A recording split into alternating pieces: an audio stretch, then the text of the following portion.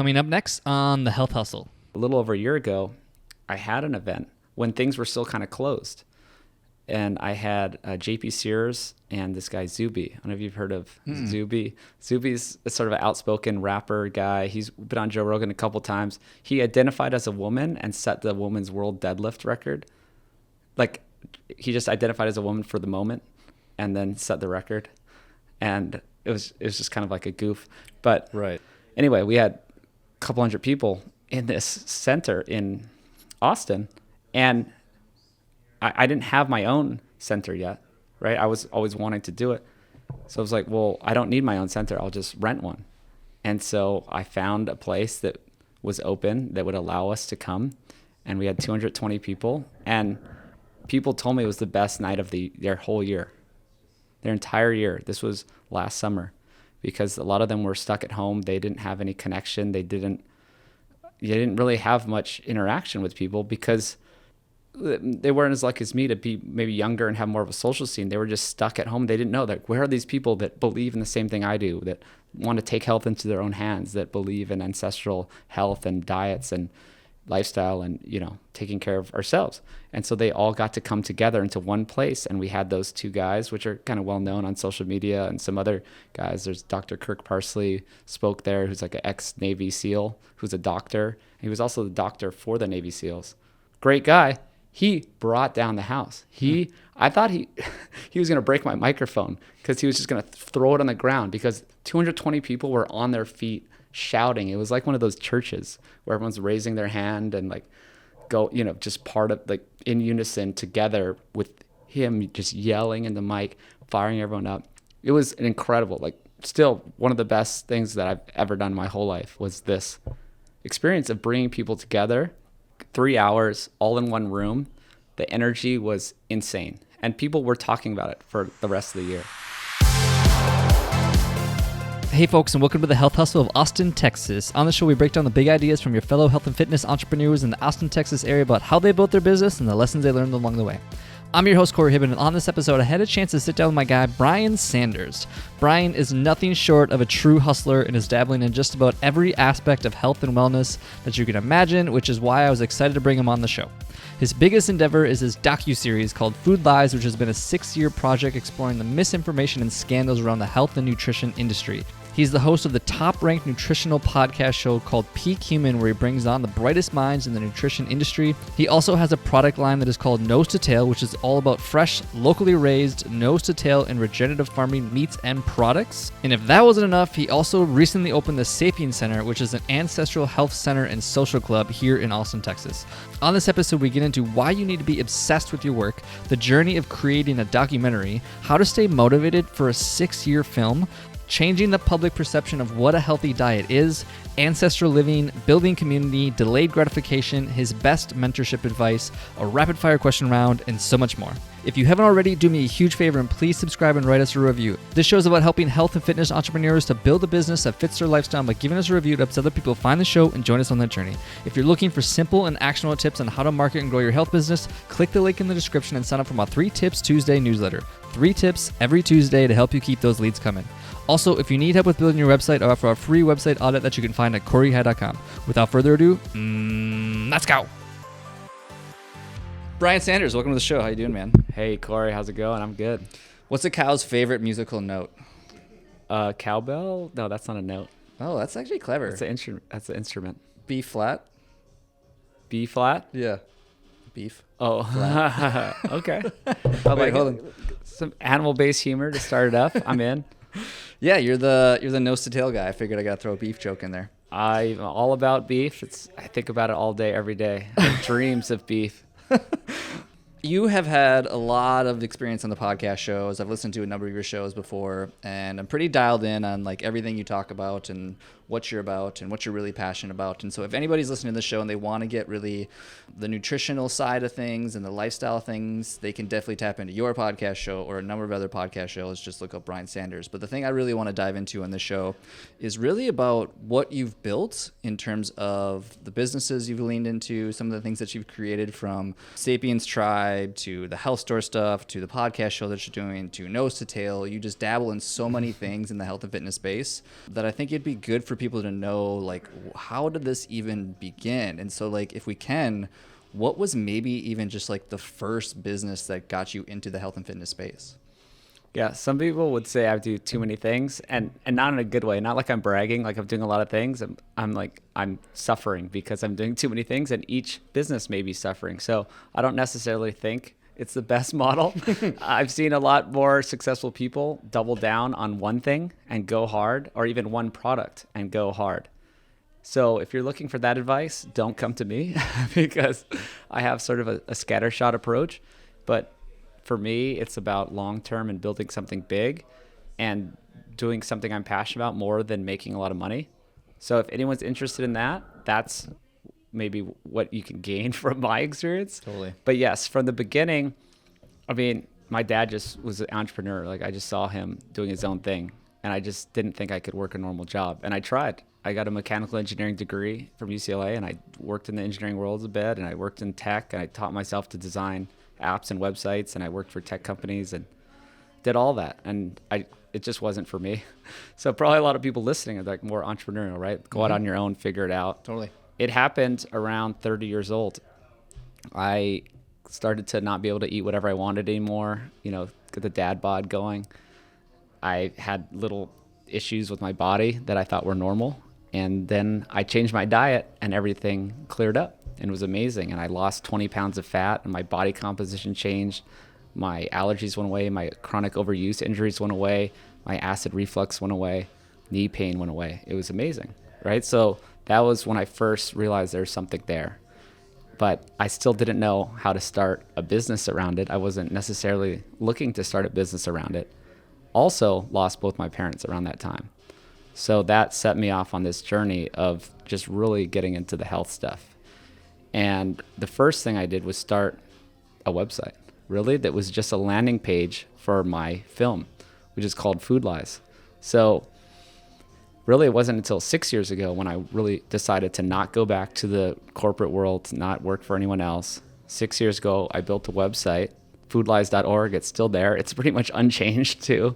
It's the information's a little outdated, but I started that, and everything kind of sprung from there. And now I have like 3 or 4 businesses, and everything's kind of just from that one website I started. What was the site exactly? Was it just talking about the documentary that you're going to create, or how? Yeah, okay, that's it. Like, some people, they don't know that they can just make a website, and these days, now you are a person. You are a thing. You have a website. You can point that to someone and say, hey, this is what I'm building. Even though it's nothing, it was just a landing page for what the film was going to be about. But then I could call up my nutrition idols and my, the doctors and scientists I looked up to and said, hey, I'm doing this film. Check out the site. And they're like, oh, okay, that sounds great. And then I had long conversations. They helped me connect with other people. They agreed to interview for the film. And it kind of just went from there. So it basically like created you almost like as an authority figure on the internet, and people saw the site and they're like, oh, this guy looks like he's actually doing something legitimate. I would love to reach out and connect and see what he's about. Exactly. And it wasn't so much about inbound requests. It was more that I could point people to that. And then I started doing interviews, and people may have heard of Sean Baker, the carnivore guy. Yep. He went on Joe Rogan in 2017. And I feel like he kind of introduced carnivore to the world. It was around December 7th, 2017. So I interviewed him the day before that. So I knew him beforehand because I was in this health world. And then so that's actually how Joe Rogan started following me, I think. Oh, damn. He's followed me on Instagram for the past, maybe 4 or 5 years. And because he heard about my Food Lies project. And he's like, it's so crazy how this happened, because I never wanted to get into social media. I had no desire to be an influencer or whatever, and make a YouTube channel, any of that stuff. But it all just happened from starting the film, which led to interviewing Sean Baker, him going on Joe Rogan, probably mentioning me to Joe. Then I got more interviews with more people in the health space. And then while I was doing those interviews for the film, I was like, well, why don't I do a podcast? Right? So I was like, of course. And they're like, oh yeah, I'll do a podcast with you. So now before I even had a podcast, I had 10 interviews in the can with well-known nutrition people. right? So I'm kind of building up to like how we go. So you start small, establish yourself as someone doing something. Totally. Right. And then things can grow from there. So I had all these podcast episodes. Then I put my film on Indiegogo. Crickets. Put on, no one knew who it was. I had no followers. Didn't even release a podcast yet. But slowly, I just kept hammering away. Like, here's the website. Then I started doing social media. Then I just led people to the Indiegogo. And I had to do 4 campaigns. And eventually I raised a few $100,000 just through Indiegogo to fund the film. So really, I was living on my savings for the first 2 years and doing interviews like around the country with the money from the Indiegogo and sort of barely scraping by. What I love about this, and what I want people to get out of what you're talking about, is like how valuable it can be just to put yourself out there. Because I think one of my favorite quotes of all time is "Be judged or be ignored." And so by you building a website and starting to get into social media and doing a podcast, it just presented an opportunity for people to follow along and to see what you were doing or to see what you're about. Because I think so often people don't want to do those things because they're scared to put themselves out there. But at the same time, then you're also going to miss out on so many opportunities that could show up knocking at your door, like you had with getting connected with Joe Rogan or some of the other big influencers. Yeah, it's all out there. And I don't know if people are nervous. Some people, they have imposter syndrome too, where it's like, well, who am I? And I don't know if I probably had that at one point, but it was just, you just keep going, you just keep doing it and everything steamrolls. And it's hard too, because some people, they don't get success right away and then they give up. And there's, I don't know how many hundreds of thousands of podcasts out there. And there's maybe only tens of thousands that people actually listen to, right? Because people give up. But you got to keep going. Same thing with Instagram. I posted pretty much every day for the past 6 years since I started. Maybe it was 5.5 years. And I went from absolute zero. And I mean, not like I'm a Joe Rogan or anything, but it's 128,000 people just on Instagram, just no paid stuff, nothing like phony, just posting every day and connecting with people, right? Genuine connections with people. Like I was friends with Sean Baker. And he would repost my stuff, or you know what I mean? Like he would, and then I would get like 1,000 followers. But you can't just ask him to repost your stuff. You have to, you know what I mean? Like I was genuinely connected and interested in the same thing as these people.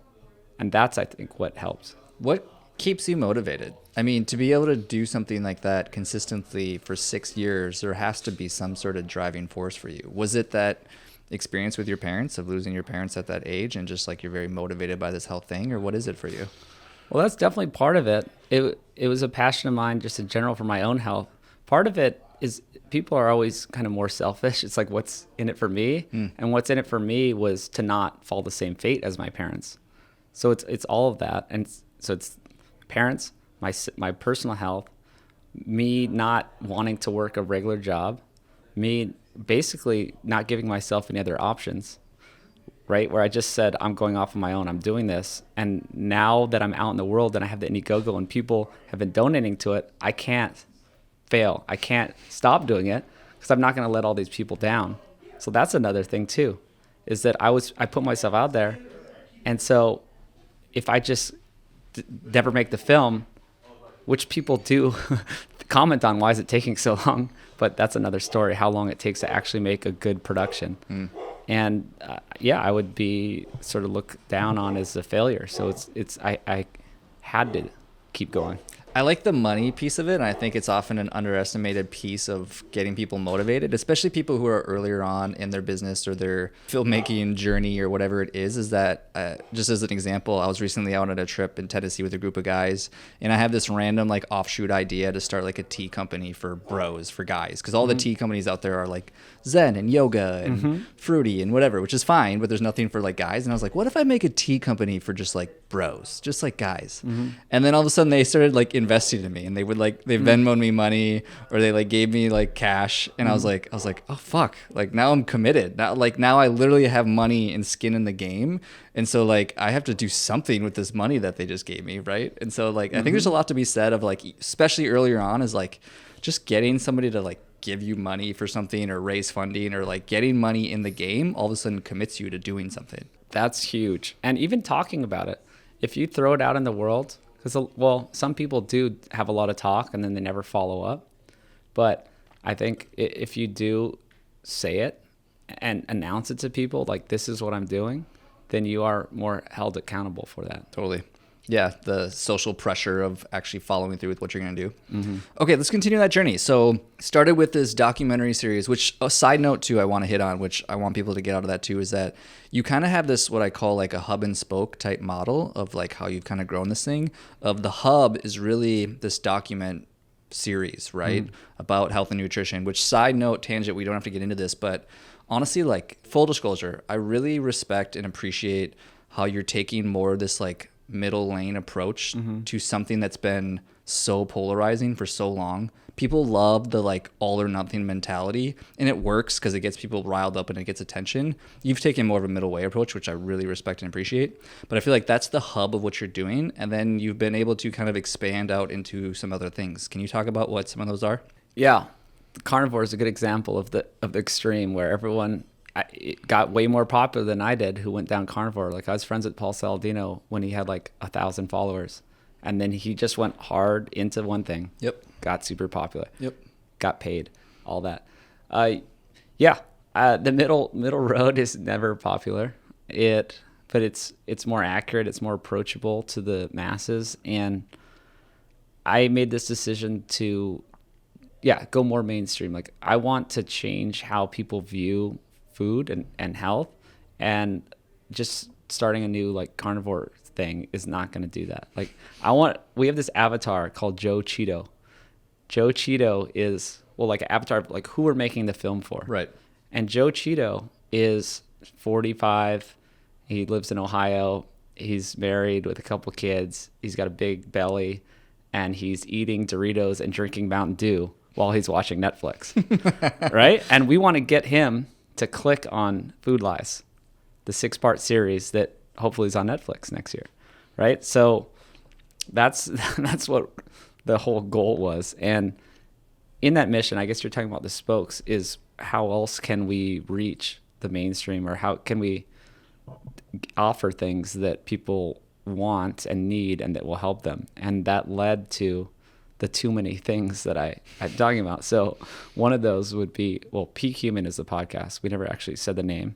So that I get a lot of connections and traction through that podcast. Dr. Gary is someone I work with in LA who I went to college with.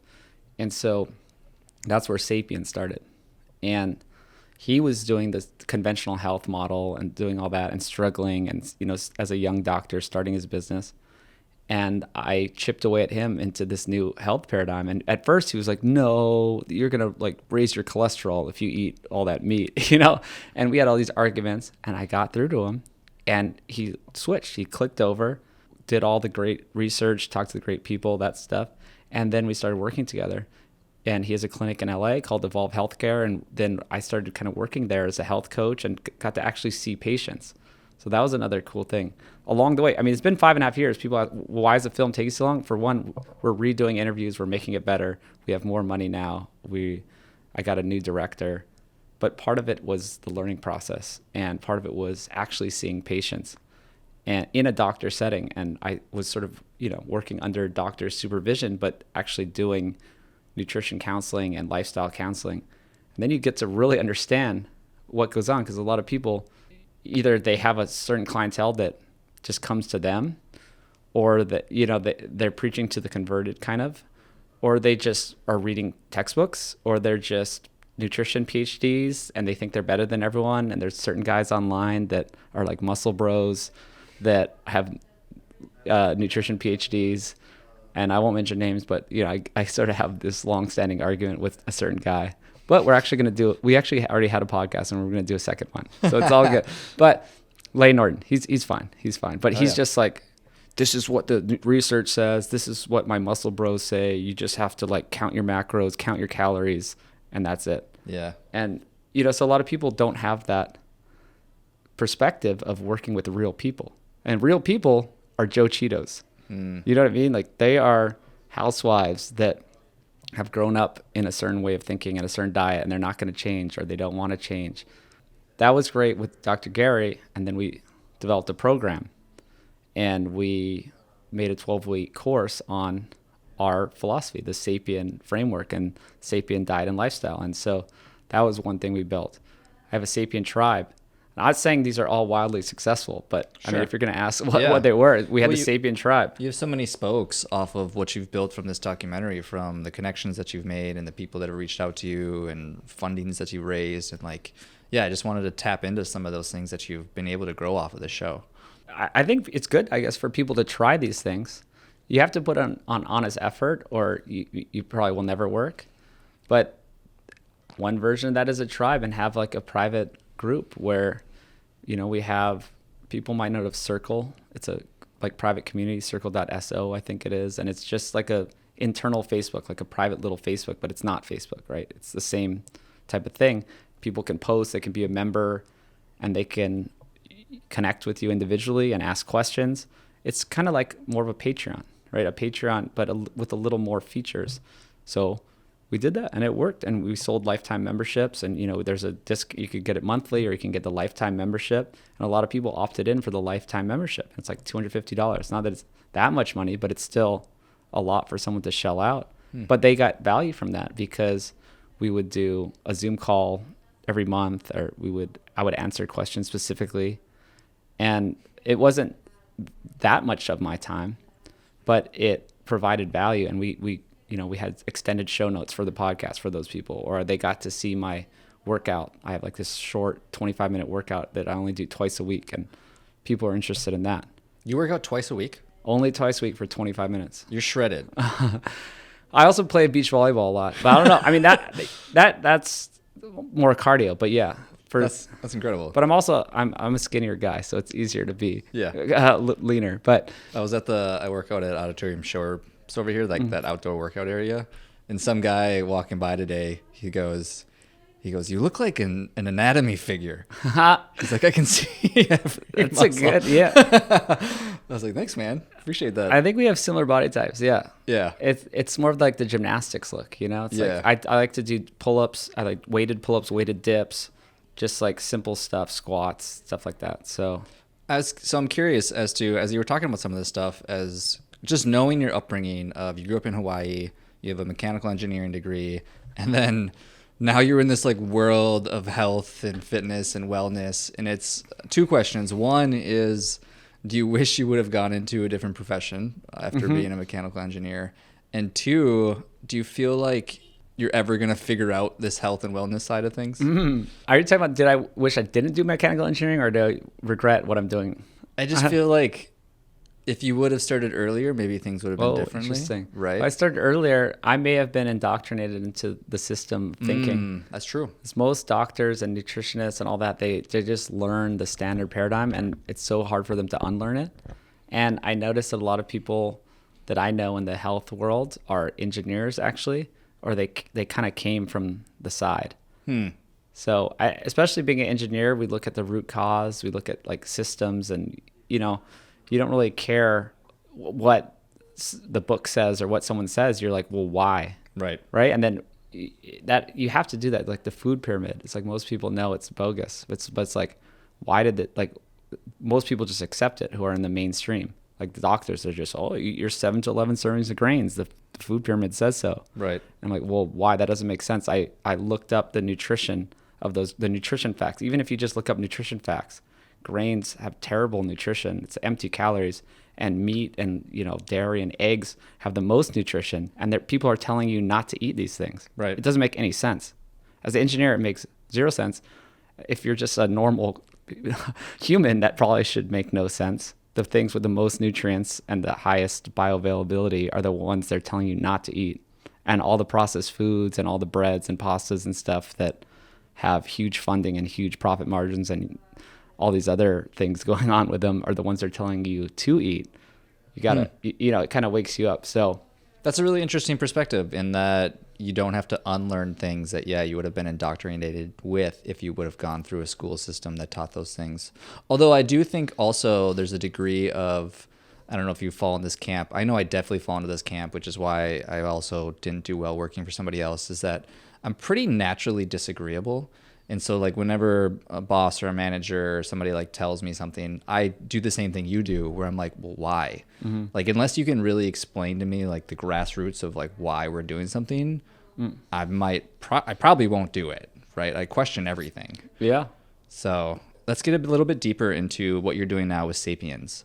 So you have built a number of spokes off of this documentary piece, and now there's the Sapiens Center here in Austin. Can you tell people about that and how that started? Yeah, that's kind of the offline version. It's in person. Everything I was doing before was online, and most people are online, right? It's great. It's amazing. I love social media. I love YouTube. I love it all. My whole nose to tail meat company is online. So the whole idea of Sapiens Center was let's get in real life. Like, we need to be in real life. The last 2.5 years, a lot of people weren't in real life. Luckily, everyone I know didn't care and still hung out every weekend and got together and resisted these lockdowns and all that type of stuff. And we got together in real life. And I saw a big need to be in person. And it's been over 2 years of trying to put this Sapiens Center together, and I moved to Austin for this purpose. I've been visiting Austin for 8 years now, off and on, new people here. Then I came here 2 years ago to look for a location for this because I knew we needed to be in person.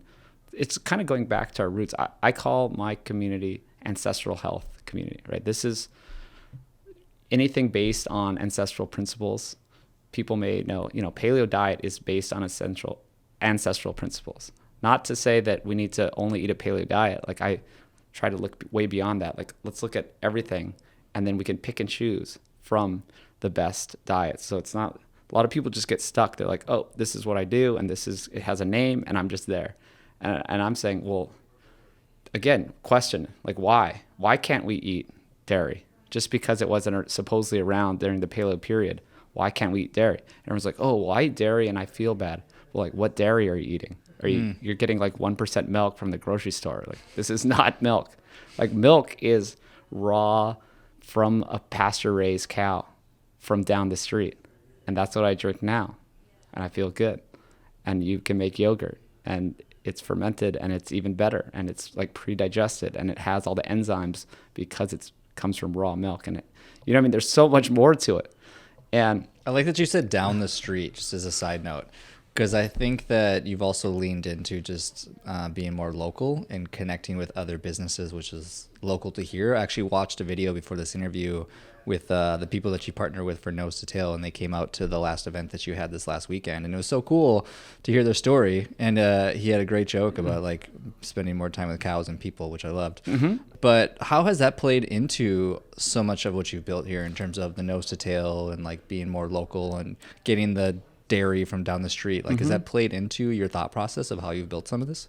Yeah, that's what it's all about. Sapiens Center is about that. And yeah, I'm kind of building on this story of why I built it. It was to have a hub for local and quality things to buy, to use, to support your neighbors. Yeah, it's kind of like 10 ideas in one. Is the Sapiens Center is like farmers markets, social clubs. Like, I always loved the idea of like even a country club, like whatever, a fraternity. Like, it's people getting together. A gym is a club. But then there's also about buying local. Like you said, absolutely.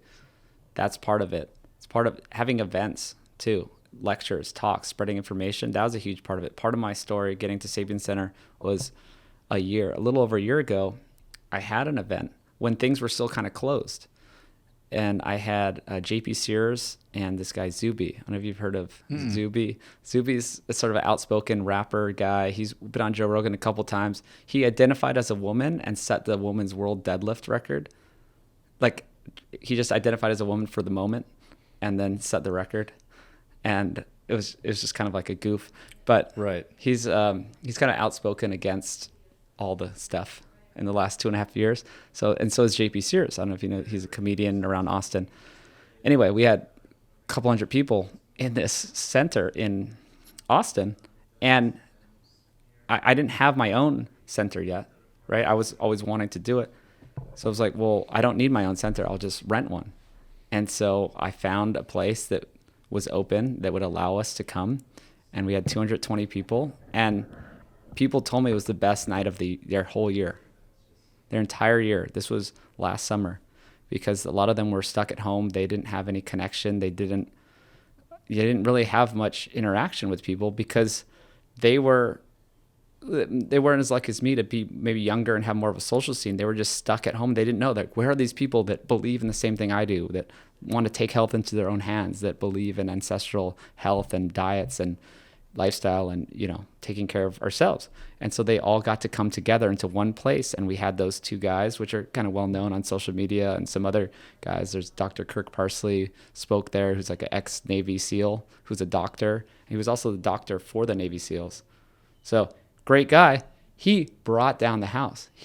I thought he was going to break my microphone, because he was just going to throw it on the ground, because 220 people were on their feet shouting. It was like one of those churches where everyone's raising their hand and like go, just part of, like, in unison together, with him just yelling in the mic, firing everyone up.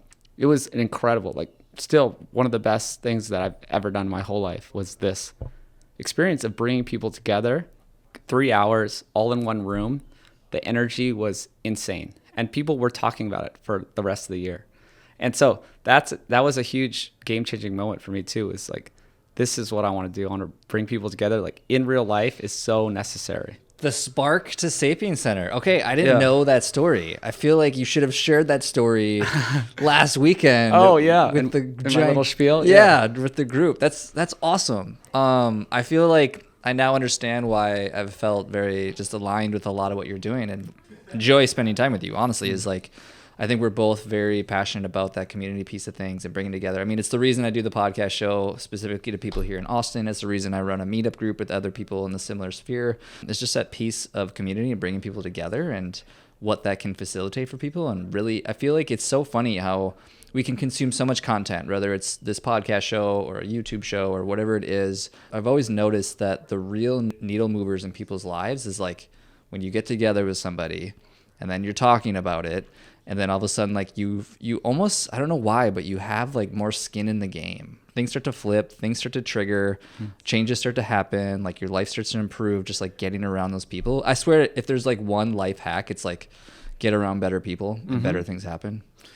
That's what it's all about. And that's what I'm saying. Online is not good enough. People are relying on it right now, and it seems good. And you can be like, oh, this is such a great post, or this guy gets me, or like, I watched this great YouTube video. That's nothing in comparison to being in person with people. And I really do think we're in a momentous time in history in Austin. Like, people are coming in droves, and some people think it's a bad thing. And I guess if I lived here for 10 years, I probably would think it's a bad thing, but I think it's an amazing thing. And it's a historical moment of so many people that believe in freedom and health and all this type of stuff, and entrepreneurship and community are all gathering in Austin in this moment. And I've seen it change even in the past 2 years, that they're all just gathering here, and it's amazing. Right. They're all meeting in the same place, because I feel like of two reasons. Is like, one, they can, and two, because they want to. Right? It's like before it was a lot harder. You had to go to a job or go to a facility. Now there's a lot of people that don't have to, or they could, whatever, freelance, start their own business, start a small business, whatever the case might be. There's so much more opportunity to do that now. And it's like, you're right. I think it is a very momentous moment, especially for America, honestly. So that gets into, where do you see this thing going? So obviously you've just started the Sapiens Center. Hopefully within the next, I don't know what year, the film will hopefully be ready to go. Within the next year, yep. Where do you see some of this going, or where do you see some of this playing out? And also too, I just wanted to touch real quick on the fact that you own Nose to Tail, which is, tell people about it. I'll tell you, yeah. So at a core, it's about regenerative agriculture. It's about bringing farmers to, ranchers to customers directly with as few people in between as possible. And really it just goes, I mean, I'm the conduit from the rancher to the person's door, right? So I get meat to people. We do beef, bison, lamb, pork, chicken, all top of the line. Like, you can't raise them better. Like, I challenge anyone to just try to raise better animals than we do with the practices. My ranchers, you heard them talk. People may know of Alan Savory. He did a really famous TED Talk. He's a world famous guy that's into regenerative agriculture and holistic management and caring for the land. He taught them 30 years ago how to do this when he was not known. And they've been doing these practices ever since. So they do, all the holistic management, which means rotational grazing, moving them around and not overgrazing the land, using completely organic, like no outside sources, about diverse rangelands. Like they eat, the cows get to eat all different types of forage, which makes the meat healthier. And I've interviewed a lot of scientists about that, like why that works and how that works and how that helps the land and it helps the animal and it helps us to eat these diverse diets that the cows have. That came along the way too. I didn't ever take a sponsor to my podcast. I just didn't want to kind of sell out. I know it's not selling out though, because everyone needs to fund their thing. Sure. But I just decided, since I'm making this film, I don't want to be the guy that took the sponsor, because then they're like, oh, well, how did that guide you? How did you change, the course of your film or the course of your podcast?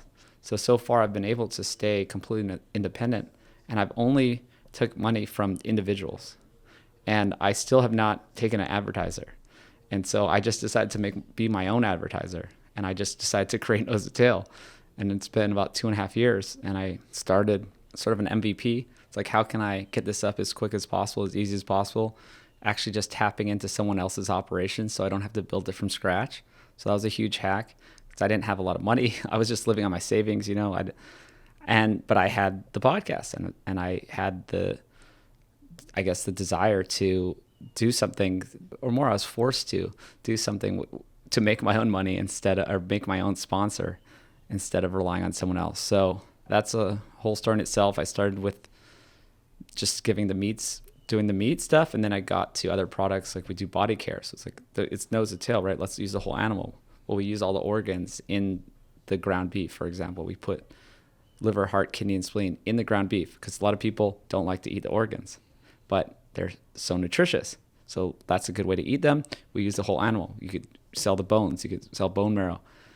We use the fat for soap. So we have body care products that are really good. This is like the original body care was just made from beef tallow. You took the fat and you can make it into soap. You can make it into moisturizer. Kept adding different products to the product line. And I'm glad you shared that story, because I think that'll put some context into so much of what you're doing, in realizing that the nose to tail is, again, another spoke that's leading back to the hub of the film, right? You did it as a way to essentially support yourself so that you can continue to focus on the show and produce the show. And I love that you don't take any outside advertising so that you can focus on a show that isn't, I don't know if manipulated is the right word, but influenced by outside sources. Exactly. It's not that anything would influence me, but it's just better to not have it. And I will talk about products I believe in. Sure. But it's just, I feel like there is a tie, no matter what. If you have some sponsor like Heart and Soil, friends of mine, they do the liver supplements, right? They do the organ pills. But I didn't want to take them as a sponsor. They asked, but I'm like, I love it. It's all about, we're on the same page. But then maybe that's going to shift my direction. So then I could say, oh, yeah, well, we don't have to actually eat nose to tail. You can just take these pills. But then that goes against my values. It's like, well, it's not the same. Like, those are from New Zealand, and I need to use the liver and the heart and the kidney from my animals in Texas. Like, we can't import stuff from New Zealand and grind it up in a pill and expect it to be the same. Yeah, it's really good self-awareness to know that, yeah, you could try to step back from being influenced from other things, but unfortunately things do influence us whether we like it or not. We don't have to get too into like your, childhood and upbringing, but I'd be curious as to, where do your foundational values, and where does that come from? Is it your upbringing? Is it your parents? Is it just life experience? I think the best lessons I learned was the long-term thinking and the delayed gratification. I'm a huge fan of that. The Stanford marshmallow experiment, that whole thing people know about. All the successful people I know are more into the delayed gratification. It doesn't sound like that's why I do what I do, but it all is.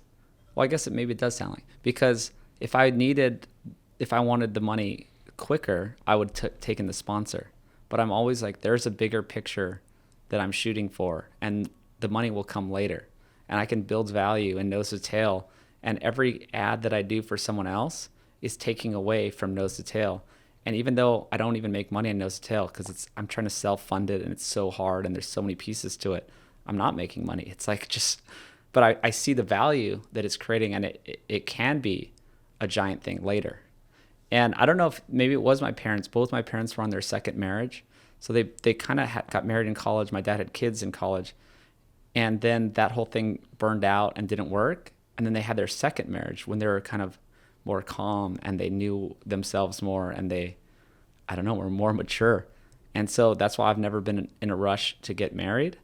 You know, it's again, delayed gratification. It's like, I'd rather wait for the right girl than just jump on, you know, oh, whatever, she's okay. I'm like, no, that's a huge time suck and waste of time if you're just going to randomly decide, oh, I met some girl somewhere and now all of a sudden we're just dating. Like, no, I'm going to wait for the great one. Do you see an end to this rainbow? Like, do you see like where this could go or what this could do or how this could help people? Yeah. And with the film itself, it is in its final stages, and we did put out the intro. So go to the Food Lies YouTube channel and look at the intro, and you'll see why it's taking so long. We handmade almost every shot. It took a long time, and I think it's really good. And everyone who's seen it was like, oh, okay, I get it now. You guys aren't just making a little documentary like a normal thing. You guys are doing something special. So that's one thing that has made it take so long. Part of my thing is the delayed gratification part. And you ask, like, where is this going? Well, it needs to be done soon. I think it's going to be done. It's going to be done sooner than a year. But I'm trying to get all these things out kind of at once to really launch out to the world and make a difference. And I feel like everything I'm doing is just the MVP still until the film comes out. And everything I'm doing is still building up to have that huge launch where it's something that every single person is like talking about. Like, did you see it? Did you see Food Lies on Netflix? Did you see it? You know, where it's a cultural phenomenon. Like, that's my main goal. And I know Netflix is going to lowball me. And I've talked to people who've worked with Netflix. And as a first-time film producer, they'll give you like nothing. Like, you spent 6 years on this and hundreds of thousands of dollars of your time and money. Like, really, you know, my own time and money. Totally. My director has not been paid. He also works for free. And they're going to offer me like 80 grand. And I'm going to take it. I hope they're not listening and they know that this is a bad marketing chip.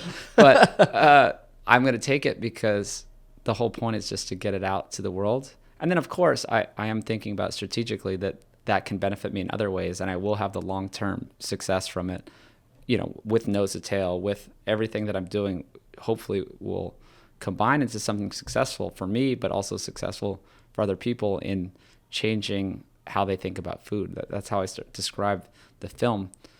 Everything I do is trying to change people's mind about food, really. Nose to tail, it's changing people's mind on that you need a higher quality product, and not only just a food product, but beef, the thing that people are telling you not to eat. And the film really, like shakes people up. It's not as simple, like there's been other films that come out and they're like against the food pyramid, but they still don't change, like they don't create like a cultural phenomenon and like a new way of thinking about food. So I hope I'm not trying to be like grandiose or anything, but that's the goal, and that's why it's taking so long. And that's just the main mission, is you have to work on every single sentence. And like, we're going on another filming tour on Monday. We have this crazy schedule. We're flying to 3 cities and doing 3 interviews in 3 days just to get the perfect lines and fill every hole and get the perfect person to say this one point. Yeah, we're kind of just sparing no expense to make something special. So I guess it's hard to talk about it because no one can see it, and right. It's just a bunch of talk until you can see it. But that's what we're doing. Well, I've seen the trailer, and I can tell you it already looks phenomenal. And you're definitely the king of delayed gratification. Yeah, 6 years, and Yeah, there's that and everything else that you've done that you've obviously pushed off. I'd be curious as to, of all these things that you're dabbling in, right? You have the Sapiens Center, you have the Nose to Tail, you have the film that you're working on, and the podcast that you're doing. Of all these things, what are some maybe like big lessons or big take-home things that maybe other people could get from it? Is that things that you have found have really had the biggest impact or had the biggest influence on you and really helped you to just grow and develop into a person? And I think the best advice I've given because everyone wants to start a podcast. Everyone wants to start something.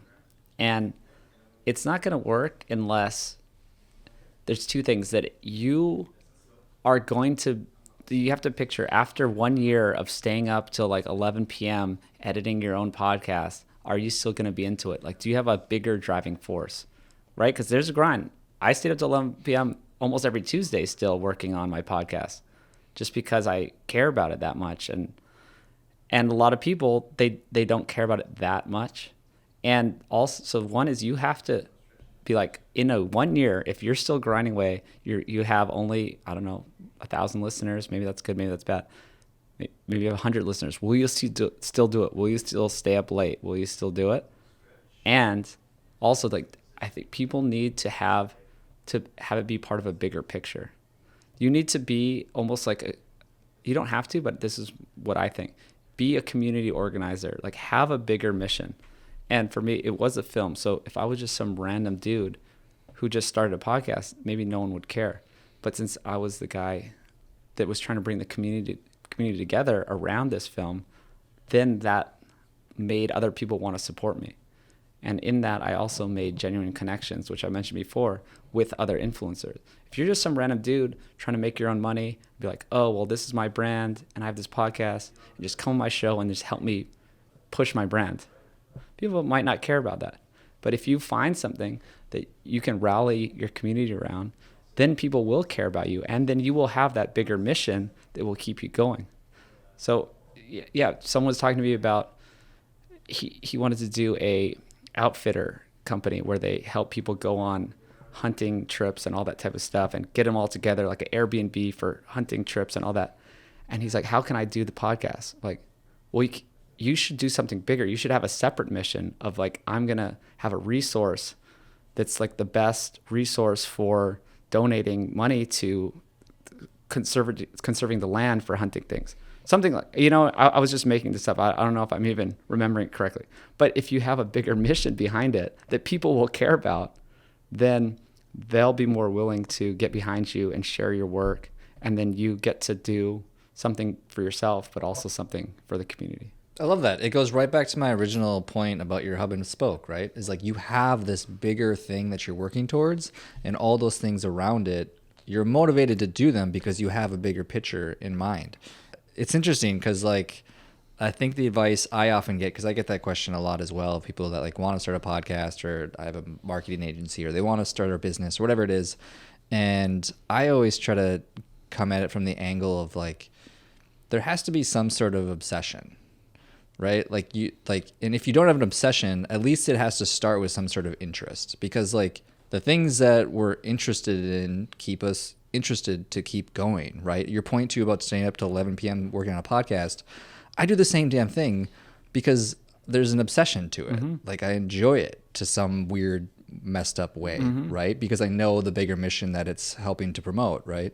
And so for like anybody listening trying to figure out that piece, and the advice I feel like you're giving is like, make sure you tap into that bigger mission or that bigger obsession, or at the very least something you're interested in. Because if you're not at least interested in it, there's no way. Well, some people think they're interested in it too, because everyone's interested in something, and that's why they're probably doing the podcast. But they need to make sure they're going to be interested in 3 years at midnight. You know what I mean? Yep. That's 2 levels of interest. Right.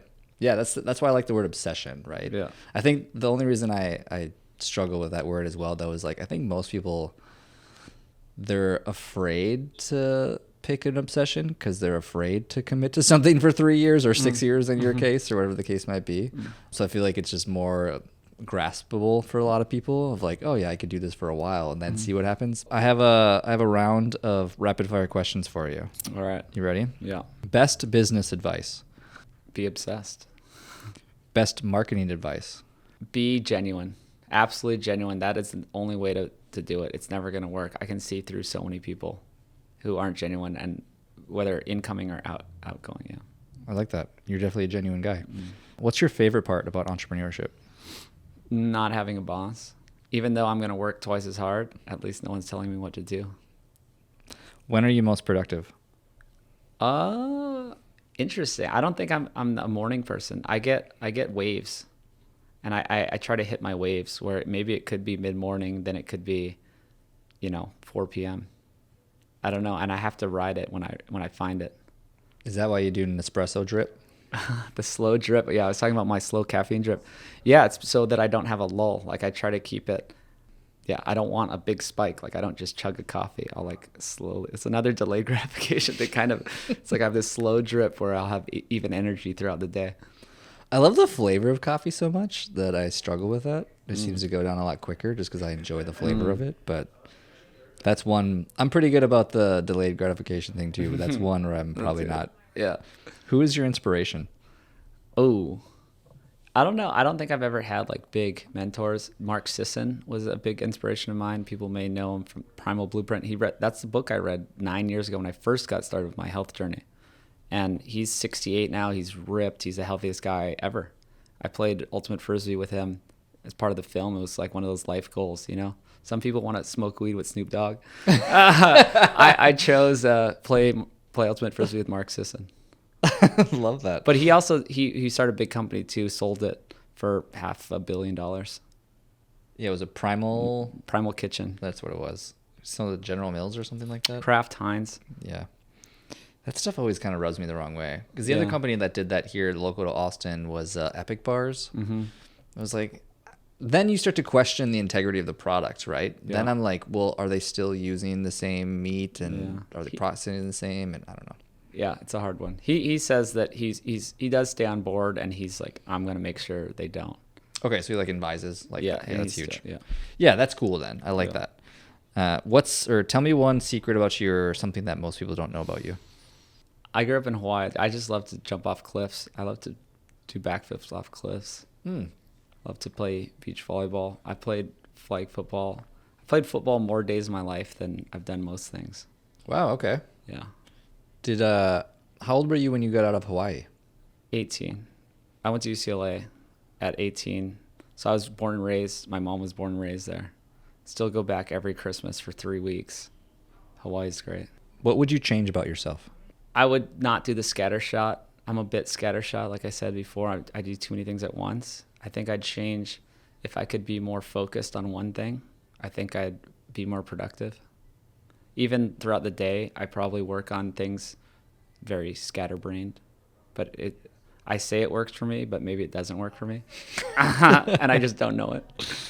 What does success mean to you? Long-term, something long-term, building something of value. Changing people's lives, as corny as it sounds, but like if you can impact society, you'll probably gain monetarily as well. Right? So it's not like I'm going to just give it all away or I'm some philanthropist. It's like you can do both. Success is doing both, right? Changing society and being successful. I would almost argue it's required for both. I was once taught that the biggest business opportunities are the biggest problems, essentially. Mm-hmm. The bigger the problem, the bigger the reward. Well, the biggest problem in the world is people's health. It's a nightmare. The newest study says 93% of people are not metabolically healthy. And what percentage? 93. Before it was 88% are not metabolically healthy. That was from a study. Now this one's out of Tufts, and I don't really agree with their definition of metabolically healthy, but still they found 93% are not metabolically healthy. Whoa. But you walk around. You've been to an airport before? You've been to a Costco? You've been to McDonald's? We're in Austin. People are healthier on average. That's literally what I was going to say, which is hilarious. Not only are we in Austin, but we're also like in the downtown area of Austin. Because even if you get outside of Austin a little bit, things start to change a little bit. Because I actually recently found out that actually San Antonio is one of the most obese cities in the entire country, which isn't that far from here, which blew my mind because I walk the Ladybird Trail every day. And I would say at least 50% of the people are running and 98% of the people at least look healthy.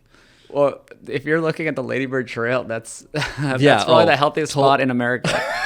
Like, find me a better trail in America to find the healthier people. That's true. Maybe Colorado. I looked at some stats, and Colorado has some of the top health statistics in the country. Yeah, because if you go there, you're into being outdoors and active, which obviously equates to better health. When were you the happiest? Ooh. I mean, when in my life? Really just the past 6 years. definitely I know when I was not the happiest was when I was working my normal jobs. But in the last 6 years, I've had the best times of my life and some of the most challenging times of my life. But that's kind of almost the same thing. 100% agree. I first learned about entrepreneurship probably 10 years ago, and it was a guy that was in his 60s, and he was starting his first business, and he said something to me that I still carry to this day, and I'd be curious as to if you feel the same way. And he said it was the hardest he's ever worked, but the most fulfilled he's ever felt by his work. Yeah. I mean, I remember the worst times were working a job and I'm watching the clock.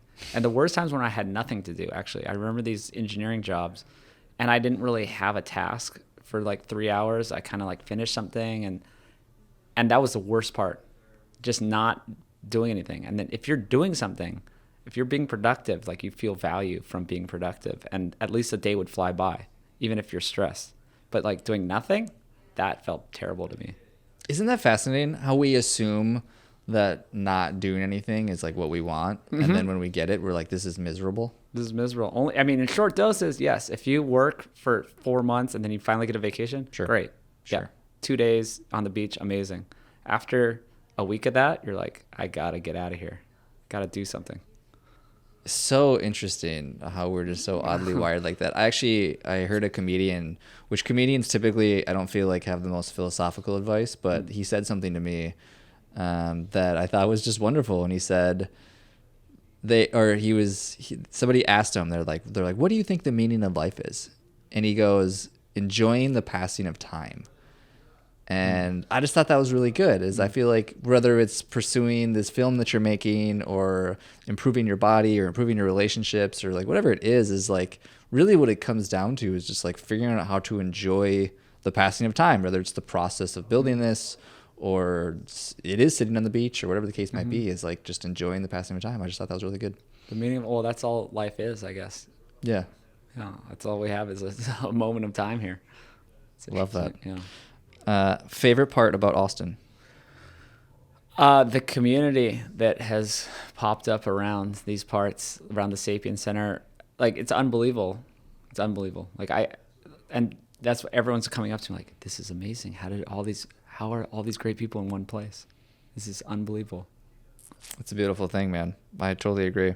I want to acknowledge you for playing the long game, for playing what feels like the infinite game, for continuing to pursue your passions, to actually make the world a better place, to really come from a place of obviously integrity and values. And like I was saying before, of like really taking all these inputs from all these people and trying to find some commonality between them, because I feel like so often what we see in today's society is these polarizing approaches, and people do it oftentimes because it works, because it gets them paid, or it gets them attention, or it gets them feeling like they have some sort of status in the world, which is fine, whatever, choose your thing.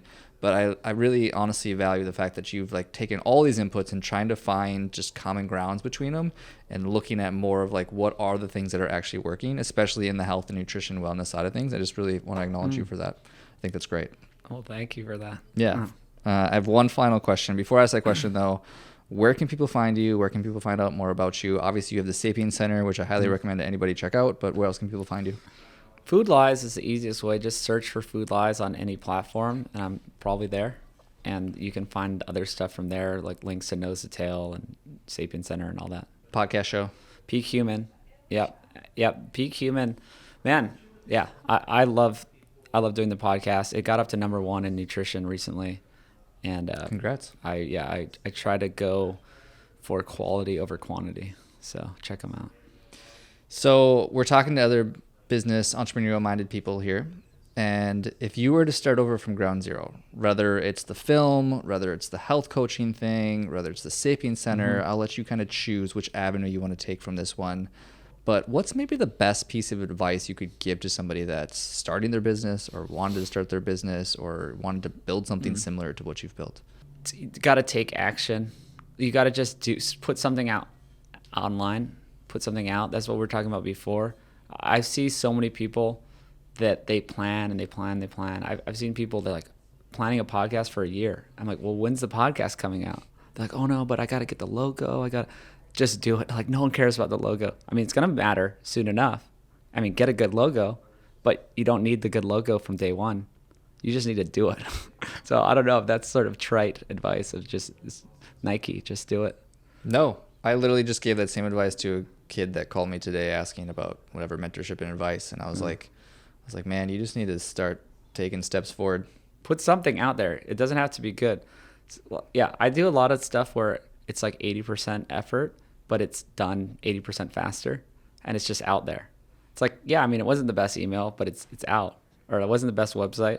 I made the Sapiens Center website in like 30 minutes, but I'm like, I just need to get it done. I feel like one of my least favorite quotes is the whole like measure twice, cut once. Only because I feel like then we just perpetually measure and never actually cut. I was like, I feel like I'd rather just cut a bunch of times. And I was like, all right, now I know what I did wrong. Yeah, just do it. Yeah. Before you go, I just wanted to say thank you for listening to the show, and I hope you enjoyed listening to it as much as I enjoyed recording it. If you're looking for simple, actionable tips on how to market or grow your health business, or you need help with your website, go to CoreyHowe.com. Thanks again, and keep hustling, my friends.